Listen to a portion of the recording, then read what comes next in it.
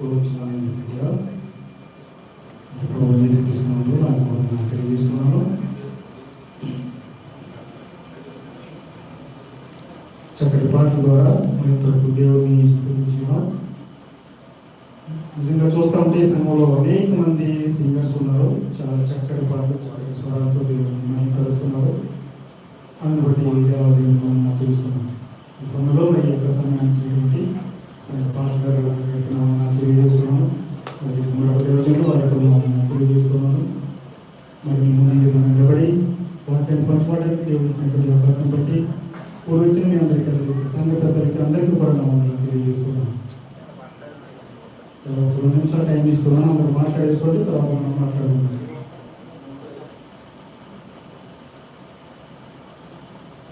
Okay, నా వాటి గ్రామంలో చూద్దాం.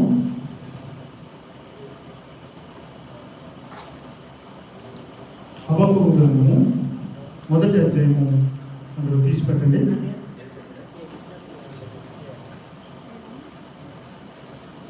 హబక్కూకు గ్రంథము 1వ అధ్యాయము 2వ వచనంలో ఎవరిని చదివి నాకు సహాయం చేయండి.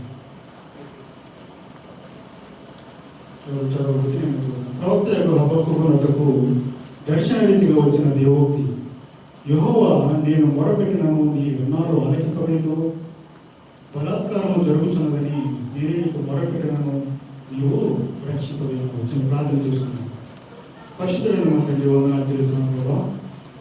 ఇదిగో తండ్రి, నిలబడి ఉన్నాను ప్రభు. వాటి జ్ఞానం లేనివాడను నన్ను నీ జ్ఞానంతో నీకు ప్రభు పరిశుద్ధాత్మ శక్తితో మాకును మా అందరికీ కావచ్చు చక్కటి వర్తమానం ప్రభు.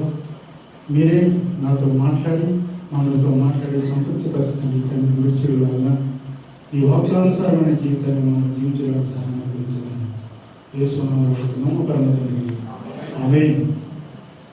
ఈ యొక్క హబక్కూకు గురించి మనం అనేక రీతిలుగా మనం వింటాం. ఎంతమంది విన్నారండి హబక్కూకు గారి గురించి? పెద్ద పరిచయం లేదన్నట్టుగా చూస్తున్నారు. బైబిల్ గ్రంథంలో major prophets and minor prophets అని, అంటే పెద్ద ప్రవక్తలు చిన్న ప్రవక్తలు అని 2 రకాలుగా బైబిల్ పండితులు వివరించున్నారు. పెద్ద ప్రవక్తలు ఎవరండి? ఒక 5గురిగా మనం చూస్తూ ఉంటాం. ఒకసారి అందరూ కూడా ఈ యొక్క ఫస్ట్ పేజ్ ఉంటుంది కదా, ఇది బైబిల్ ఉంటుంది కదండి, ఇది ఒకసారి తీసినట్లయితే మనం త్వరగా చూసుకుందాం. చూడండి, పెద్ద ప్రవక్తలు ఎవరన్నట్లయితే యెషయా గారు, ఇర్మియా, అదే విలాప వాక్యం రాసినటువంటి ఇర్మియా గారు, యెహెజ్కేలు గారు, దానియేలు గారు. ఈ 5గురు కలిపి పెద్ద ప్రవక్తలు. అంటే పెద్ద ప్రవక్తలు అంటే ఇంత లావు ఇంత ఎత్తుంటారని కాదు, కానీ వారు రాసినటువంటి అధ్యాయాల ప్రకారంగా వాక్యాల ప్రకారంగా వారిని పెద్దవారుగా సంబోధించున్నారు. మరి చిన్న ప్రవక్తలు ఎవరైనా చూసినప్పుడు కింద ఉండదు చూడండి, హోషియా దగ్గర నుంచి చివరి వరకు 12 మంది ఉంటారు. ఈ 12 మందిని కూడా చిన్న ప్రవక్తలు అని అంటారు. అంటే వీరు చిన్నవాళ్ళు అంటే విశ్వాసం చిన్నవారు, లేకపోతే దేవునితో మాట్లాడడం చిన్నవారు కాదు, కానీ వారు రాసినటువంటి అధ్యాయాల ప్రకారంగా ఆ విధంగా నిర్ణయించున్నారు. అయితే మనం ఈ దినాన్ని భక్తుడైనటువంటి ప్రవక్త అయినటువంటి హబక్కూకు గురించి మనం నేర్చుకోబోతున్నాం. ఈ భక్తుల ద్వారా మనం ఈ దినాన్ని ఏం నేర్చుకోబోతున్నాం అనేటువంటి విషయాలు కొన్ని విషయాలు మనం మాట్లాడుకుని త్వరగా మనం ముగించుకున్నాం. ఈ హబక్కూకు అనేటువంటి మాటకు అర్థం ఏంటంటే హత్తుకొనుట.